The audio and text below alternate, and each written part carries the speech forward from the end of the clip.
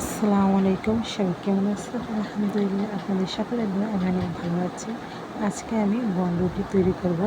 তো প্রথমে 2 কাপ আটা নিচ্ছি। আটা নেওয়ার পরে পরিমাণ মতো একটু লবণ দিছি। তারপরে ইস্ট 1 চামচ দিচ্ছি, একটু বেশি দিচ্ছি 1 চামচের থেকে। ইস্ট ছাড়া কখনো বনরুটি তৈরি হয় না। তারপরে 2 চামচের মতো একটু চিনি দিচ্ছি। চিনিটা দিয়ে সব কিছু উপকরণে সুন্দরভাবে নাড়াচাড়া দিয়ে একটা ডিম নিয়ে ডিমটা এখন আটার ডোয়ের মধ্যে দিয়ে দেব। দিয়ে তারপরে এটাও নাড়াচাড়া করতেছি। আর আমি নাড়াচাড়া করে ময়দার সাথে ডিমটারে মিশ্রণ করলাম। মিশ্রণ করার পরে দুধ নেব এখন। কাঁচা দুধটা একটু জাল দিয়ে নিচ্ছি, বলক দিয়ে পরে পরিমাণ মতো দুধটা নিয়ে এই ডোয়ের সাথে দিয়ে দেব।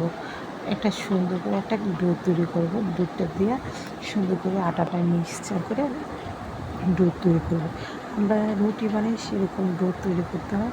তো যাই হোক, আমি পরবর্তীতে হাত দিয়ে এই জিনিসটা মুছে নিতেছি, কারণ চামচের কাজ তো হাতের কাজ তো আর চামচ দিয়ে তৈরি করা পসিবল না। তো যাই হোক, এখন আমি সুন্দর করে ডোটা তৈরি করার পরে একটুখানি আপনার সয়াবিন তেল দিয়ে দেবো। সয়াবিন তেল দিয়ে আবারও ডোটা সুন্দর করে মতে, তারপরে এই ডোটারে আমরা রেস্টে রাখবো কিছুক্ষণ, কম হলে আধা ঘন্টা বা 1 ঘন্টা। তো তার জন্য আমি সুন্দর করে এখন ডোটা ঢেকে দেবো। আর ডোর ভিতরে যে পুর, সেই পুরটা আমি এখন তৈরি করবো। একটা মুরগির বুকের পিস নিছি, এটা আমি এখন ছোটো ছোটো করে কেটে নিলাম। এই দেখেন, এরকম করে কেটে নিচ্ছি লম্বা লম্বা করে।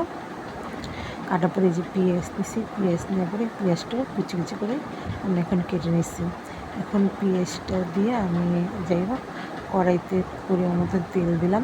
তেল দেওয়ার পরে পেঁয়াজগুলো সবগুলো তেলের ভিতরে দিয়ে একটু ভাজা করে নেব। তো নুন দিলাম। নুন দেওয়ার পরে সুন্দর করে একটু ভাজা করেছি, যতক্ষণ বাদামি কালার না আসে। তো বাদামি কালার এসে পড়েছে। এখন আমি মুরগির গোশতের টুকরাগুলো দিয়ে দেবো। মুরগির টুকরাগুলো দেওয়ার পরে সুন্দর করে নাড়াচাড়া করতেছি। তারপরে আমি মরিচের ফাঁকি দিব, কারণ আমি অনেক ঝাল খাই। হলুদ দেবো না, আমি শুধু মরিচের ফাঁকি দেবো, যেহেতু আমি এখানে কাঁচামরিচ ইউজ করিনি। তার জন্য আমি মরিচের ফাঁকি দিয়েছি 2 চামচ। তারপর আদা বাটা, রসুন বাটা, গরম মশলা, জিরা বাটা, এইগুলো সব কিছু একটা পেস্ট করছি আমি। ওই পেস্টের গুঁড়াগুলো এটার সাথে দিলাম, মুরগির সাথে দিয়ে খুব সুন্দর করে মাখা করলাম। তারপরে পরিমাণ মতো পানি দিয়ে নিলাম। পানি দেওয়ার পরে আমি সোয়া সস ঘরে তৈরি করেছি, এই সোয়া সসটা একটুখানি দিয়ে দিলাম। সুন্দর করে এটা আমি কষাই নিতেছি মুরগির গোশতটা। কষানো হয়ে গেছে আমার, দেখেন।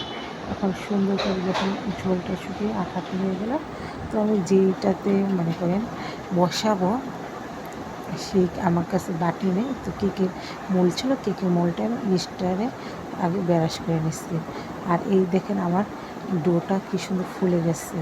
আর ইস্ট ব্যবহার করলে ডো অবশ্যই ফুলে, তাছাড়া সেটা ফুলে না। তো যাই হোক, ফুলেছে। আমি এখন 2 হাতে তেল দিয়ে সুন্দর করে মুতে নিচ্ছি। আর আমি এই প্রথম এরকম বন্ধুদের তৈরি করছি তো জানি না কেমন হইব, কিন্তু আমার ডোটা অনেক নরম হয়ে গেছে। তো দেখেন, আমি বেলুনে দিছি, আমি তো বুঝতেই পারিনি এত নরম হয়েছে। তো পরবর্তী যাই হোক, আমি কী করলাম, আটার গুঁড়ি নিচ্ছি, ময়দা নিয়ে একটু করলাম। ময়দাটা নিয়ে ফ্রিতে বেলে নিচ্ছি, যাতে ডোটা হয়। পরবর্তীতে আমি ডো এত নরম হয়েছে আমার, প্রচণ্ড সফট হয়ে গেছে। হয়তো আমার ইস্ট একটু বেশি হয়েছে, তার জন্য এরকম হয়েছে। তো যাই হোক, আমি জানি না, এই প্রথম বানিয়েছি, ডোটা অনেক সফট। যে পোলা প্যান্ডা যেরকম কেলে দিয়ে খেলে না, তো ওরকম কেলের মতন হয়ে গেছে ডোটা।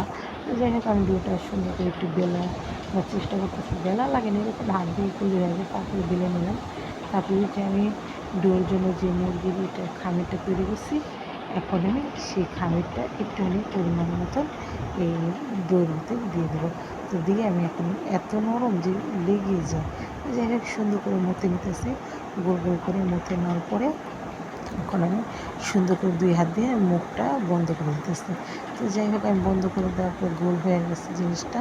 তো এরকম করে আমি সবগুলো এক এক করে তৈরি করব। দেখেন, একটা তৈরি করছি, ঠিক এইভাবে তৈরি করে আমি বাসনে রাখলাম।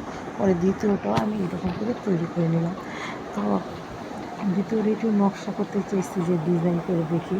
তো ডিজাইন করতে যেয়ে দেখি যে এত নরম, ডিজাইন আমার হয় না। তো যাই হোক, তারপরে আবার খামে দিয়ে সুন্দর করে আবার নতুন নিচ্ছি। তো ডিজাইন আমার হয়নি। তো ডিজাইন হয়নি, তো আর কিছু করার নেই। তো এরকম করে বাকি সবগুলো আমি একটা একটা করে মুতে নেব। মোতার পরে আমি এখন ওই যে আমি তেল করে ব্রাশ রাখছি সেটাতে আমি এক এক করে এই 4টা বসিয়ে দিচ্ছি। যেহেতু আমার এটা অনেক বড়, আর ডিমটা একটু রাখছি, ওই ডিমটা একটু ডিমের কুসুমটা ব্রাশ করে ডোর মধ্যে দিয়ে দিলাম। তো এরকম করে সবাই, যাই হোক জানি না কীভাবে তৈরি করে, আমি যতটুকু জানি। আর তিলটা আমি একটু ভেজে নিচ্ছি, কাঁচা তিলে খেতে ভালো লাগে না, তো একটু ডেকোরেশনের জন্য তিলটা দিয়ে দিলাম।